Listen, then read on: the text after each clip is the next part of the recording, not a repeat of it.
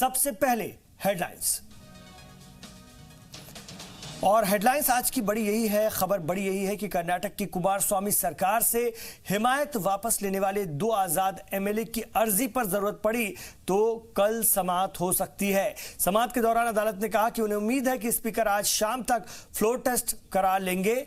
Supreme court ने are Shankar और H Nagesh की नई अर्जी पर सुनवाई के दौरान कहा कि अगर जरूरत पड़ी तो वो कल इस मामले को देखेंगे। दरअसल अर्जी में कहा गया है कि अक्सरियत गंवा चुकी सरकार सदन में वोटिंग को टालने में लगी हुई है, ऐसे में सुप्रीम कोर्ट फौरन अक्सरियत साबित करने का हुक्म दे। इससे पहले रियासती कांग्रेस सदर दिनेश गुंडू राव और सीएम एचडी कुमारस्वामी ने भी एक अर्जी दाखिल करके 17 जुलाई के हुक्म को साफ करने की मांग की है, जिसमें कहा गया है कि 15 एमएलए को ऐवान की कार्रवाई से छूट देने का हुक्म पार्टी व्हिप जारी करके आईनी हक को खत्म कर रहा है। आज 2 एमएलएस की याचिका सुप्रीम कोर्ट के सामने लगी, जो मुख्य न्यायाधीश की खंडपीठ के सामने थी।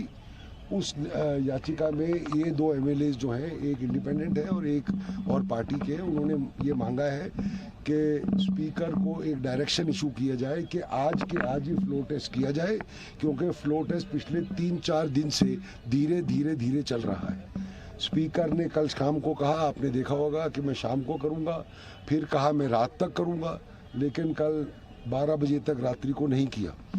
आज हमने पढ़ा है कि शाम को 6 बजे तक होगा। ये भी हमने सुप्रीम कोर्ट के सामने रखा। सुप्रीम कोर्ट ने अपना ऑर्डर दिया है कि उनको ये लगता है कि स्पीकर अब शाम को आज कर लेगा, क्योंकि उसने पब्लिकली ये कहा है और इसलिए आज कोई ऑपरेटिव डायरेक्शन की ज़रूरत नहीं है। तो मामला कल के लिए रखा गया है। आज की प्रोसीडिंग देखी जाएगी और अगर आज फ्लोर टेस्ट हो जाता है तो मामला।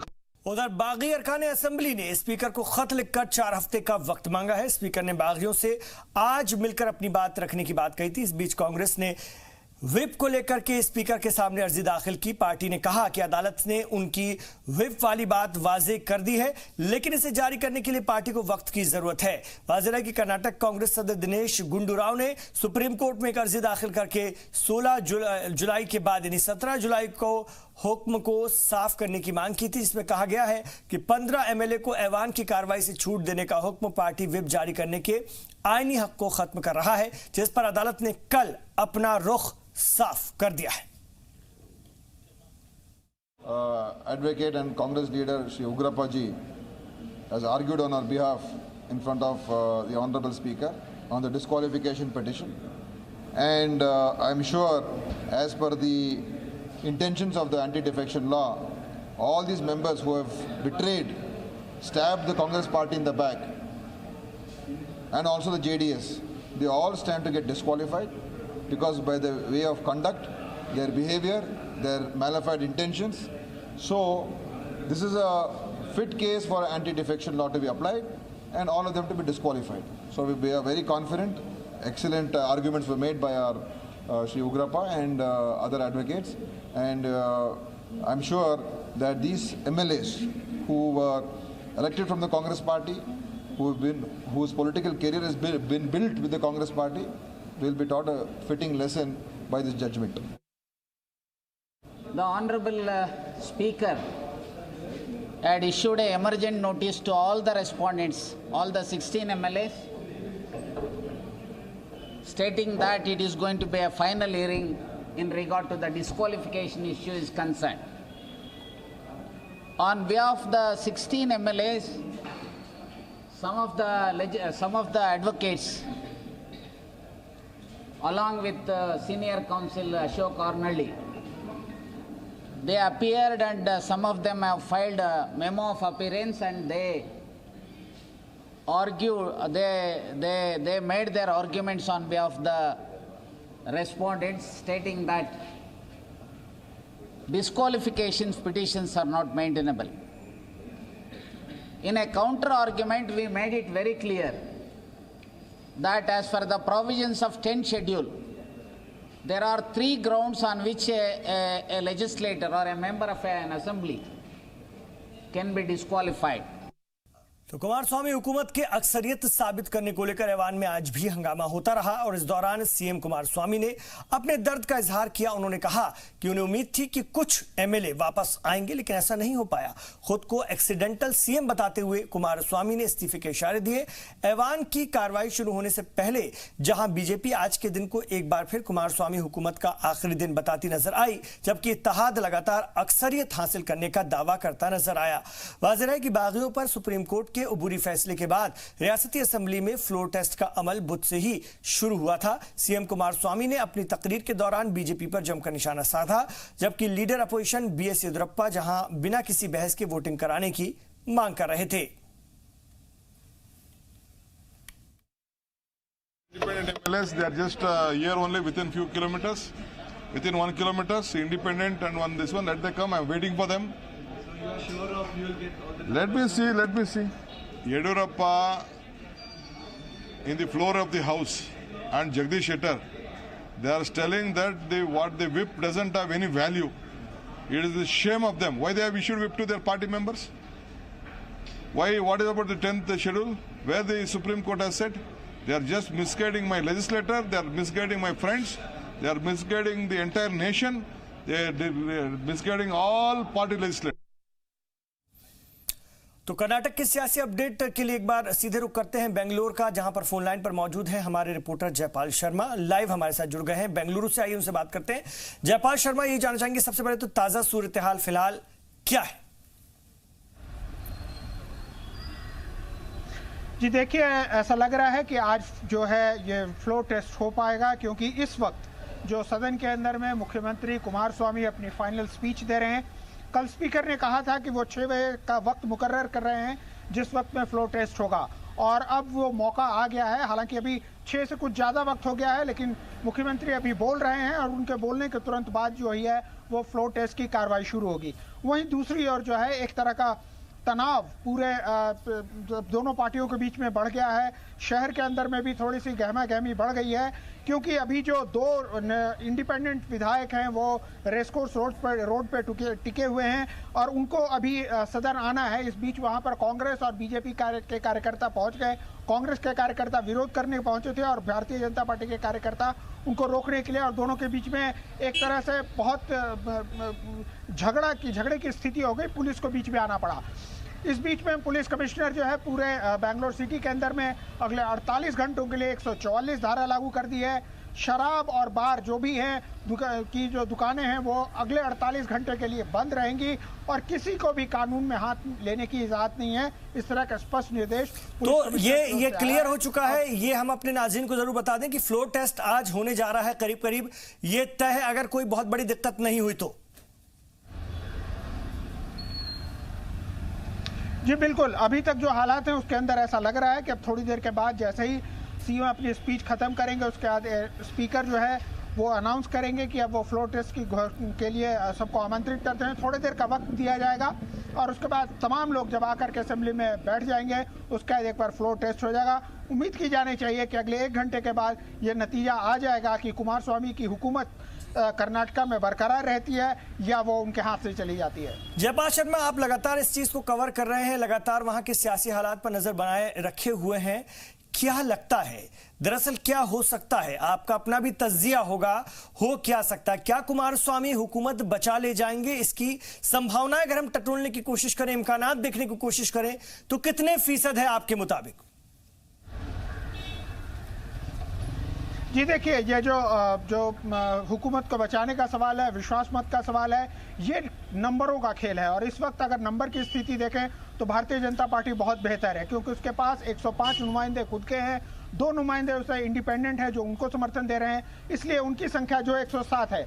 15 नुमाइंदे जो हैं वो बागी हो चुके हैं, वो मुंबई में बैठे हैं, वो नहीं आए हैं। इस वक्त में जो बहुजन समाजवादी पार्टी के 1 नुमाइंदे हैं जिनको कि मायावती ने ये कहा कि वो कुमारस्वामी सरकार को समर्थन दें, लेकिन फिल वक्त तक वो क्या कहते हैं असेंबली नहीं पहुंचे हैं। तो इस कुल मिलाकर के अगर अभी देखा जाए तो कांग्रेस और जनता दल सेकुलर को मिलाकर के जो संख्या हमारे पास आ रही है, जो नंबर हमारे पास आ रहा है, वो 99 के आसपास का है। ऐसे में भारतीय जनता पार्टी के लिए मैजिक फिगर जो है वो 103 का है, वो इसके पास है। तो ऐसे में ये इस बात की उम्मीद की जा सकती है कि कुमारस्वामी के हाथ से ये सत्ता जाती हुई नजर आ रही है। कुमारस्वामी के हाथ से सत्ता जाती हुई नजर आ रही है फिलहाल, जैसे कि इम्कानात दिखाई देते हैं और जो अंकों का गणित कहता है, जो आंकड़ों की बाजीगरी कहती है, इसमें अगर कोई चमत्कार होगा तो वो क्या हो सकता है? इसके अंदर में वैसे तो फिलहाल कोई चमत्कार की उम्मीद नजर नहीं आती, लेकिन हाँ, अगर क्रॉस वोटिंग हो जाए, जैसे कि एक बार कुछ दिनों पहले सिद्धरमैया ने कहा कि कुछ जो ब्लैक शीप जो हैं वो भारतीय जनता पार्टी में ही हैं। हालांकि वो उनका एक ऐसा कमेंट था, लेकिन अगर इसके अगर हम लोग उस पर थोड़ा गौर कर लें तो अगर ऐसा कुछ क्रॉस वोटिंग होती है तो शायद कुमारस्वामी की सत्ता बच जाए। वरना अगर अभी हम जो नंबर्स का खेल देखते हैं और जिस तरह से भारतीय जनता पार्टी हमको पूरी तरह से कॉन्फिडेंट नजर आती है, ऐसे में लगता नहीं है कि उनके हाथ में कुछ है। बिल्कुल, और ये भी मैं आपसे जानना चाहूंगा, मान लीजिए अभी तो जिस तरह के इम्कानात आप बता रहे हैं और जो चीजें नजर आ रही हैं अंकों के मुताबिक, अगर कुमारस्वामी हुकूमत अक्सरियत साबित नहीं कर पाती है तो ऐसे में जो विकल्प है मुतबादिल वो क्या है? इलेक्शन में जाना होगा या फिर येदियुरप्पा को मौका मिलेगा, और या क्या येदियुरप्पा ही चेहरा होंगे? जी देखिए, जब कुमारस्वामी बहुमत साबित नहीं कर पाएंगे, उनके हाथ से सरकार चली जाएगी, तो उनके पास एकमात्र विकल्प होगा कि वह राजभवन जाएं और जाकर के अपना इस्तीफा दे दें। और वैसी स्थिति में जो है ये जो पूरा खेल जो है वो राजभवन पे जाकर के टिक जाएगा, क्योंकि उस वक्त में राज्यपाल को ये निर्णय लेने होंगे कि वो अब क्या करना चाहते हैं। हो सकता है कि कुमारस्वामी जब जाएं तो उस वक्त में वो ये कहें कि वो चाहते हैं कि असेंबली को डिसॉल्व कर दिया जाए, वो उनका अधिकार है, वो कह सकते हैं, लेकिन ये राज्यपाल को निर्णय करना है कि वो क्या करेंगे। एक बार पहले राज्यपाल येदियुरप्पा को मौका दे चुके थे और उसमें येदियुरप्पा अपना बहुमत साबित नहीं कर पाए थे। उसके बाद कुमारस्वामी आए और उन्होंने कांग्रेस के साथ मिलकर हुकूमत बनाई थी, लेकिन आज फिर वो मौका है। निश्चित रूप से येदियुरप्पा गवर्नर के सामने ये अपना पेश करेंगे कि वो सरकार बना सकते हैं, उनके पास नंबर हैं, तो ये फैसला जो है राज्यपाल को लेना होगा।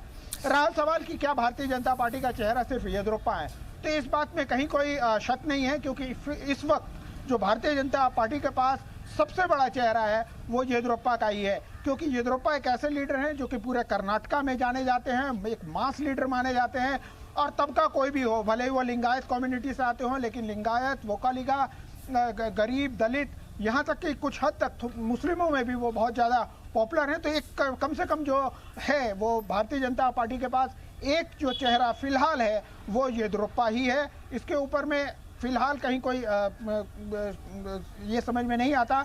हालांकि ये निर्णय भी सेंटर लेंगे, क्योंकि भारतीय जनता पार्टी एक लोकतांत्रिक पार्टी है और वो अपने दल के नेता को चुनाव जो है एक लोकतांत्रिक तरीके से करते हैं। तो हो सकता है कि उस वक्त में कोई बात है, लेकिन फिलहाल जिस तरह से इस पूरे खेल का जो नेतृत्व कर रहे हैं वो येदियुरप्पा हैं और वो चेहरा येदियुरप्पा ही हो सकते हैं। बिल्कुल, लगातार हालात अब बदलते नजर आ रहे हैं और अगर फ्लोर टेस्ट होता है तो आप बता रहे हैं कि बहुत कम संभावनाएं हैं, इम्कानात बहुत कम है कि कुमारस्वामी अपनी हुकूमत को बचा पाएं। फिलहाल ताज़ा अपडेट तो यही है कि थोड़ी देर बाद हो सकता है फ्लोर टेस्ट। कब तक ये हो सकता है, कितना और वक्त लग सकता है, कुछ अपडेट दे पाएंगे?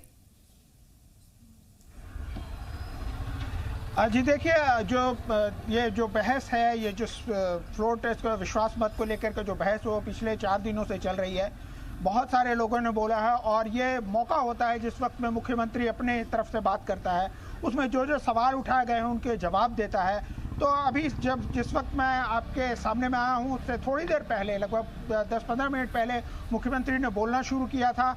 तो निश्चित रूप से थोड़ी देर और बोलेंगे, मेरे को लगता है कि 7 बजे के आसपास तक का वक्त वो होगा जिस वक्त में मुख्यमंत्री अपना भाषण समाप्त करेंगे और उसके बाद वो स्पीकर को बोलेंगे कि आप फ्लोर टेस्ट करा सकते हैं, या हो सकता है मुख्यमंत्री नंबर के खेल को समझते हुए फ्लोर टेस्ट के लिए ना कहें, वो सीधे यहाँ से राजभवन जाएं, जहाँ जाकर वो अपना इस्तीफा दे दें।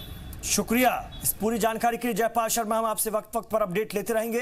तो कर्नाटक का जो सियासी बहरान है अब वो इख्तिताम की तरफ बढ़ रहा है। फ्लोर टेस्ट होने जा रहा है थोड़ी देर बाद और उसमें ये साबित हो जाएगा कि किसके पास अक्सरियत है और किसकी हुकूमत बनी रह सकती है या फिर जा सकती है। कर्नाटक में जारी सियासी बहरान के बीच सबकी निगाहें साबिक सीएम बीएस येदियुरप्पा पर मरकूज हो गई हैं। हालांकि बीजेपी के रियासती सदर भी अपनी जिम्मेदारी को बखूबी अंजाम दे रहे हैं और इस दौरान कई मौकों पर उनकी बेकरारी भी देखी गई है। अपनी जिम्मेदारियों के तई मुस्तैद नजर आ रहे हैं। पार्टी एमएलएस को होटल पहुंचाना हो या उन्हें ऐवान की कार्यवाही में शामिल कराने असेंबली लाना हो, एक पल भी उन्हें छोड़कर कोई खतरा मोल नहीं लेना चाहते। हालांकि हुकूमत की ताखीर करने वाली हिकमत का गुस्सा उन्होंने मीडिया पर दिखा दिया। Good morning, sir. Sir, good morning, sir. Sir, by seeing at Mr. B.S. Yediyurappa's place, he is very much confident today. Sir, sir, good morning, sir. Sir, by seeing at Mr. B.S. Yediyurappa's place, he is very much confident today.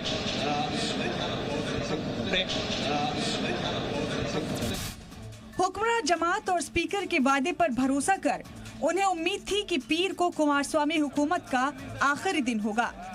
बहस के दौरान ऐवान में वो काफी परेशान भी दिखे। Floor test के लिए जब दोनों फरीक के बीच गर्मा गर्म बहस चल रही थी तो येदियुरप्पा ऐवान में ही चॉकलेट खाते नजर आए। उन्होंने अपनी दराज से चॉकलेट का पैकेट निकालकर खुद को रिलैक्स करने की कोशिश की तो अपनी साथी अरकान को भी चॉकलेट देते नजर आए। असेंबली इंतखाबात के बाद सबसे बड़ी जमात होने की वजह से येदियुरप्पा ने सीएम ओहदे का हलफ भी ले लिया था, लेकिन अक्सरियत की कमी को भांपकर उन्हें फौरन इस्तीफा देना पड़ा था। ऐसे में इंतजार है फ्लोर टेस्ट के बाद के नए हालात का, जिसके लिए बीजेपी की जानिब से वो सीएम ओहदे के अहम दावेदार माने जा रहे हैं। ब्यूरो रिपोर्ट, जी सलाम। सिविल सर्विसेज इम्तिहान की जो कॉपियां हैं एसएफआई लीडर के घर से बरामद होने के बाद तलबा यूनियन मुखालफत पर उतर आई है।